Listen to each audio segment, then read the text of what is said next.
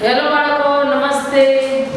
ધોરણ 4 વિષય ગુજરાતી અને આજે આપણો લેક્ચર 7.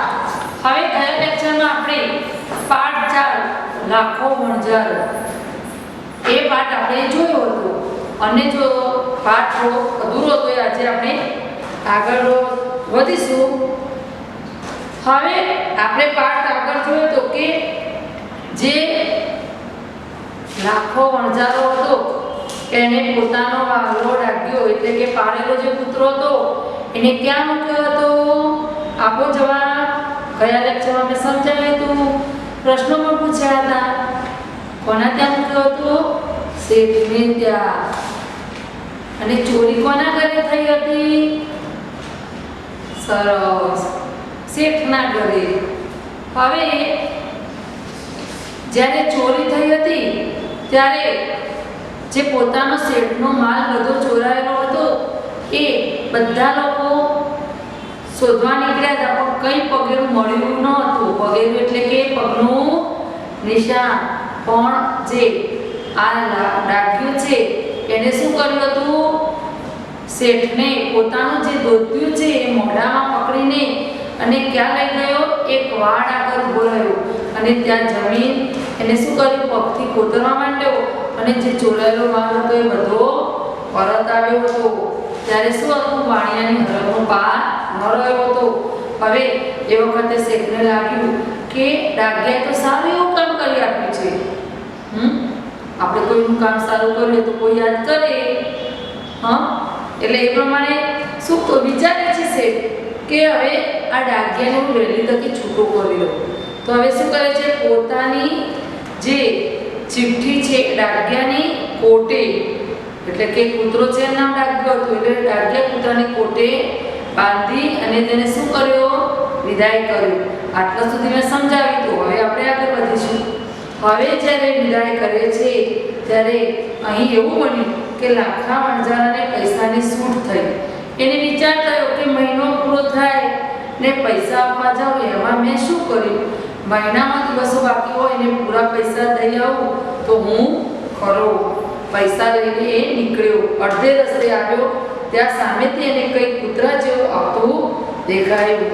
ધારીને જુએ છે તો એનો વાલો ડાગ્યો. હવે એક બાજુ એવું બને છે કે શેઠ છે એ ડાગ્યા કૂતરાને છૂટો કરે છે અને એક બાજુ એવું બને છે કે લાખા વણઝારાને પૈસાની છૂટ થઈ. છૂટ થઈ એટલે કે એની પાસે પૈસાની સગવડ થઈ ગઈ. તો હવે એને વિચાર થયો કે મહિનાનો મને વાયદો આપે તો પણ મહિનો પૂરો થાય પૈસા આપવા જોઈએ. અમારે નવે જેવું શું કર્યું કામ મેં? એના કરતાં મહિનામાં થોડાક દિવસો બાકી હોય અને હું પૈસા આપી આવું તો સારું કહેવાય. આપણને આમ કોઈનું જોડેથી આપણે પૈસા લીધા ઓછી ના મહિના માટે કે 2 મહિના માટે, પણ જો વહેલા સગવડ થઈ જાય તો આપણને એમ થાય કે આપી દઈએ તો આપણી વસ્તુ ચૂકતી થઈ જાય એમ હિસાબ. એવું આપણે માનીએ. જો આપણી અંદર વફાદારી હોય, ઈમાનદારી, તો આપણે એમનો વ્યવહાર શાંતિ રીતે આપણે બતાવી દઈએ છીએ, ચૂકતે કરી આવીએ છીએ પૈસા. એટલે એને પણ એવું લાગ્યું કે હું પૈસા આપી આવું. તો હવે જ્યારે અડધે રસ્તે પહોંચ્યો તો એને સામેથી એનો વાલો ડાગ્યો દેખાયો. હવે એને દૂરથી આવે છે, સાવ નજીકથી અહીં જોઈએ છે, ધારીને આમ એકલી નજરે જોઈએ છે તો એને કંઈક કૂતરા જેવું આવતું દેખાય. પણ જ્યારે ધારીને આમ જોઈએ છે તો કે ના, આ તો મારો વાલો ડાગ્યો જ છે. હવે ડાગ્યાને જોતા જ લાખાની આંખ પડી ગઈ. હવે બેટા આંખ ફરી ગઈ એટલે કેસો આંખ ફરી ગઈ એટલે શું થાય? આપણે ગુસ્સા સાથે નારાજગી વ્યક્ત થાય. આમ ગુસ્સા સાથે આમ નારાજ બની છે એવું થાય. તો હવે એને એકદમ ગુસ્સો આવે છે ને આમ નારાજ થઈ જાય છે અને વિચારે છે, અરે રામ, આ કૂતરાએ તો મારી શાક પર પાણી ફેરવ્યું. હવે શું કહે છે? અરે રામ, આ કૂતરાએ એટલે કે ડાગ્યા કૂતરાએ તો મારી શાક એટલે કે બેટા આબરૂ, મારી આબરૂ પર પાણી ફેરવ્યું એટલે આબરૂ કાઢવી. આ ડાગ્યા કૂતરાએ તો મારી જે શાક છે, મારી જે આબરૂ છે એના પર બધું પાણી ફેરવી દીધું. એટલે કે આ ડાગ્યા કૂતરાએ તો મારી આબરૂ કાઢી નાખી. એ નાસી આવ્યો. હું શું મોં બતાવીશ? એને એવું લાગ્યું કે આ ડાગ્યો જે છે એને એ નહોતી ખબર કે શેઠે એને સારું કામ કરી બતાવ્યું એટલે શેઠે એને વિદાય કર્યું એવી નહોતી ખબર. પણ એના મનમાં એમ કે ડાગ્યાને મારા સિવાય ફાવતું નહીં હોય એટલે નાસી આવ્યો હશે એવું વિચારે છે. તો લાખાને એમ લાગ્યું કે મેં શેઠના ત્યાંને મૂક્યો તો ને એને હું શું મોં બતાવીશ. ડાગ્યો લાડથી પાસે આવવા જાય છે. હવે ડાગ્યાના મનમાં તો કંઈ હતું જ નહીં એટલે હવે શું એ લાખા પાસે આમ પ્રેમથી લાડથી આવવા જાય છે. ત્યારે લાખાએ આંખ બતાવી એને ફિટકાર આપ્યો અને મોં ફેરવી લીધું. આંખ બતાવી એને ગુસ્સો પ્રગટ કરવો. શું થાય? ગુસ્સો પ્રગટ કરવો. અને ફિટકાર આપવો એને ધમકાવ્યો અને મોં ફેરવી લીધું એટલે બોલો આપણે શું મોં ફેરવી લેવું એટલે આમ કોઈ આપણે ઇન્ટરેસ્ટ જ ના હોય એના ઉપર તરત જ આપણે નજર ફેરવી દઈએ એને શું કહેવાય? મોં ફેરવી લીધું. હવે લાખાએ ડાગ્યાને આમ આંખ બતાવી એટલે કે ગુસ્સો કર્યો. ડાગ્યા પર ગુસ્સો કર્યો અને ધમકાવ્યો અને પોતાની જે નજર છે ફેરવી દીધી. ઘડીક પર ડાગ્યો થંભી ગયો. હવે થોડીક વાર માટે ડાગ્યો શું ત્યાંના ત્યાં સ્થિર ઊભો રહ્યો અને બીજી જ પડે તો ત્યાં ગયો ડુંગર તરફ દોડ્યો. ત્યાં એ અબોલો જીવ પથરા પર માથું પછાડીને મરી ગયો. હવે ડાગ્યો ખબર તો બધી પડતી હતી પણ ભગવાને એને વાચા નથી આપી. એની ખબર તો બધી પડે જ છે પણ હવે એ અબોલો જીવ છે એ શું બોલી શકે? હવે કંટાળીને પથરા પર માથું પછાડીને મરી ગયો. હવે લાખો પૈસા આપવા ગયો ત્યારે શેઠ પાસેથી બધી વાત જાણી. વણજારાના પસ્તાવાનો કંઈ પાર ન રહ્યો. હવે શેઠ પાસે જ્યારે લાખો પૈસા આપવા જાય છે ત્યારે શેઠે બધી ડાગ્યા વિશેની વાત કરી એટલે વણજારાને તો ઘણો બધો પસ્તાવો થઈ ગયો અને ભારે એ લાખો પાછો વળ્યો. જ્યાં પોતાનો જે વિશ્વાસુ પુત્રો માથું પછાડીને મળી ગયો તો ત્યાં તેને એક મોટું સરોવર બંધાવ્યું. હવે લાખાને તો ભારે રહી એટલે દુઃખી હૃદય.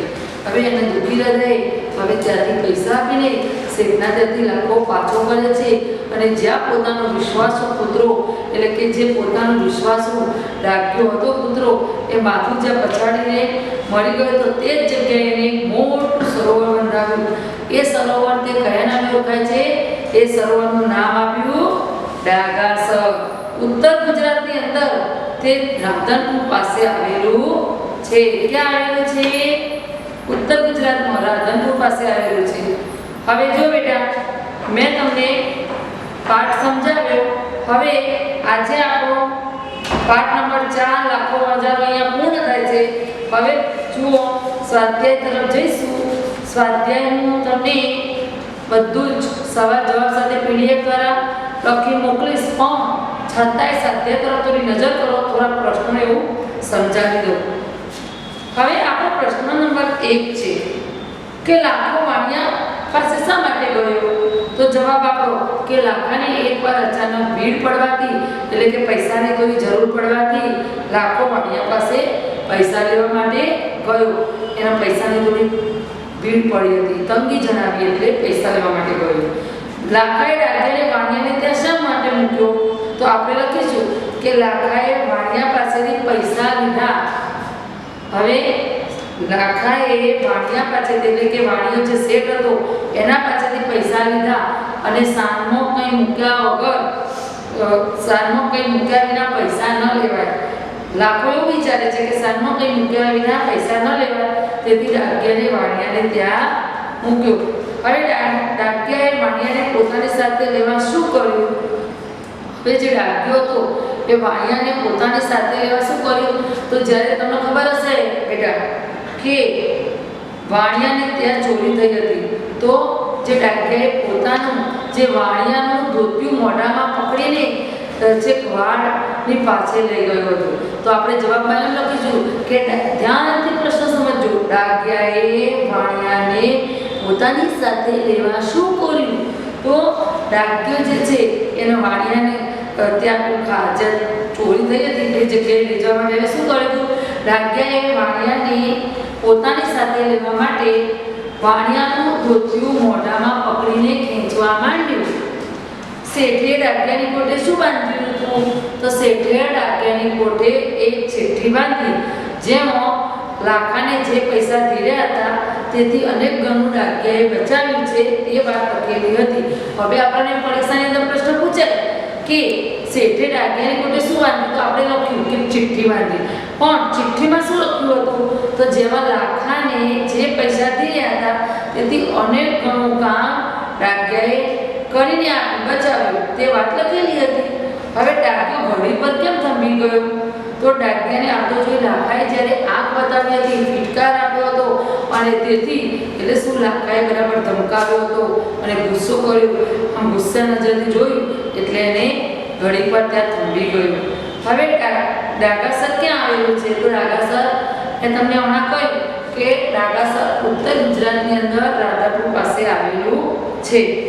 હવે રકમ ખાતે મંડાવી લાખાને વાણિયાનું શું કર્યું? હવે જો રકમ ખાતે મંડાવી લાખાએ વાણિયાને કહ્યું, શેઠજી મહિનો પૂરો થતાં રકમ લઈને આવી પહોંચે. શું કહે છે? શેઠજી મહિનો પૂરો થતાં રકમ લઈને હું આવી પહોંચીશ, ત્યાં સુધી ડાગ્યાને તમારે ત્યાં મૂકીને જાઉં છું. ખોવાયેલું ધન કોણે પાછું અપાવ્યું? સી રીતે? તો તમને ખબર હશે. ખોવાયેલું ધન કોણે પાછું અપાવ્યું હતું? ડાગ્યાએ. કોણે? તમને ખબર હશે કે બધા જ શોધવા નીકળ્યા હતા. ચોરી થઈ ત્યારે બધા જ શોધવા નીકળ્યા પણ પગનું નિશાન પણ નહોતું મળ્યું. તો એમણે શું કર્યું? ડાગ્યાએ તે વખતે જે પોતાનો ચોરનું જે ધન જે ચોરી થઈ હતી, શેઠનું જે ચોરાયેલું જે ધન હવે ડાગ્યાએ પાછું અપાવ્યું હતું. ચોરે ધન જ્યાં દાટ્યું હતું તે જગ્યા ડાગ્યાએ શેઠને બતાવી. ત્યાં ખોદતા બધો જ માલ અવમન મળી આવ્યો હતો. તમને ખબર હશે કે શેઠનો જે ચોરાયેલો જે માલ છે એ ડાગ્યાએ પાછો અપાવ્યો હતો, કારણ કે જ્યાં ધન દાટ્યું હતું એ જગ્યા ડાગ્યાને જ ખબર હતી. તો શેઠને તેને બતાવી એટલે ખોદતો બધો જ માલ અવમન મળી આવ્યો હતો. સી રીતે? તો ખબર મેં સમજાવી એ પ્રમાણે કે ડાગ્યાને શેઠને બતાવી જગ્યા જે ડાગ્યો જાણતો હતો એ જગ્યા શેઠને બતાવી એટલે અકબરમાં મળી આવ્યો. વાણિયાએ ડાગ્યાને વહેલો છૂટો કરવાનું શા માટે વિચાર્યું? તેમણે વિચાર્યું કે એક કરતાં અનેક ગણું કામ ડાગ્યાએ મને કરી બતાવ્યું છે, તો હું એને વહેલી તકે છોડી દઉં. પૈસા ચૂકવવા નીકળેલા લાખાએ શું જોયું? તો પૈસા ચૂકવવા નીકળેલા લાખાએ દૂરથી એના વાલા ડાગ્યાને સામે આવતો જોયો. હવે કારણ લખો તો ડાગ્યાએ વાણિયાનું બધું ખેંચવા માંડ્યું, કારણ કે વાણિયાને ચોરાયેલું ધન જ્યાં રાખ્યું હતું તે જગ્યા બતાવવા માંગતો હતો. કોણ બતાવવા માંગતો હતો? ડાગ્યો.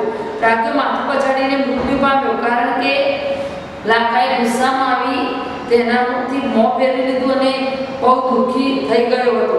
એટલે શું કહેવાય? ગુસ્સામાં આવી લાખાએ મોં ફેરવી લીધું એટલે ડાગ્યો દુઃખી થઈ ગયો એટલે એને મૃત્યુ પામ્યો.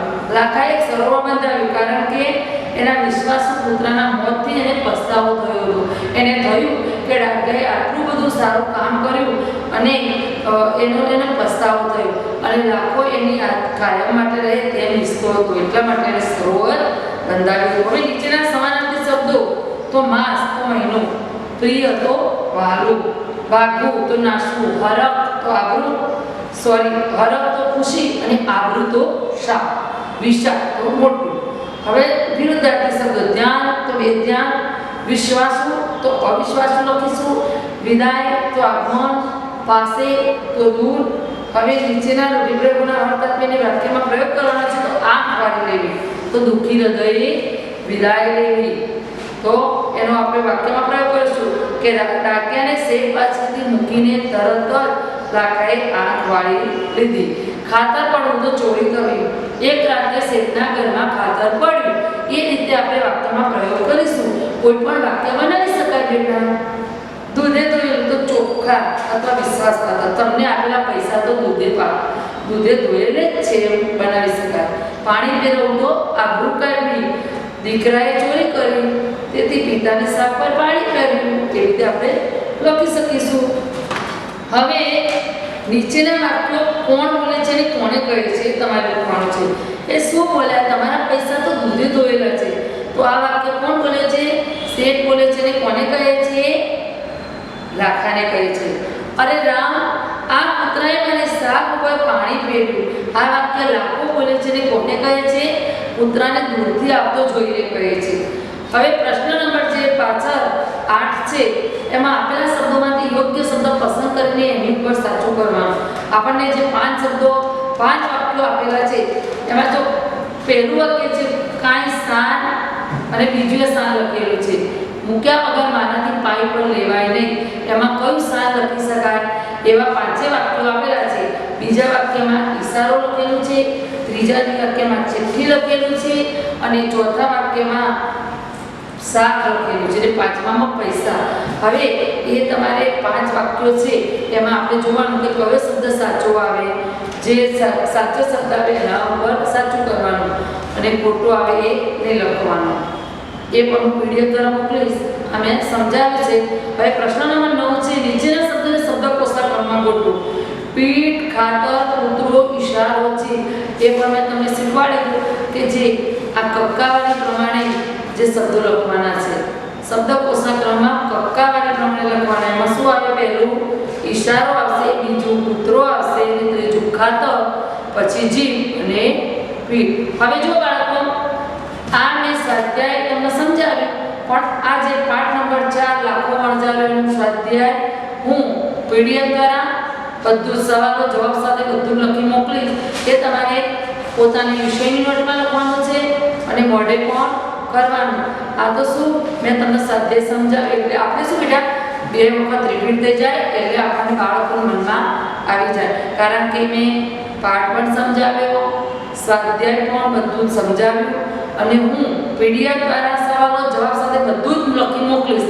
એટલે અને તમે પણ વિષયની નોટમાં લખશો એટલે 3 થી 4 વખત રિપીટ થશે એટલે આપણું બધું તૈયાર મોઢે થઈ જશે અને આપણે તૈયાર કરવાનું બેટા. ઓકે, ધન્યવાદ.